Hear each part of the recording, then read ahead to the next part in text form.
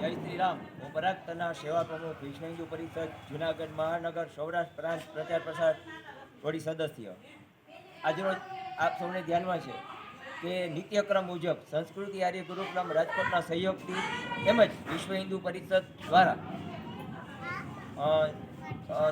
કેમ કે આગામી દિવસમાં જ્યારે અત્યારે હાલમાં પુષ્ય નક્ષત્ર ચાલી રહ્યું છે તેના નિયમ મુજબ સુવર્ણ પ્રાશનના ટીપા કે જે જન્મથી 15 વર્ષના બાળકોને અમે નિત્યક્રમ દર મહિને આપીએ છીએ, તે ક્રમ આજે પણ ચાલુ છે.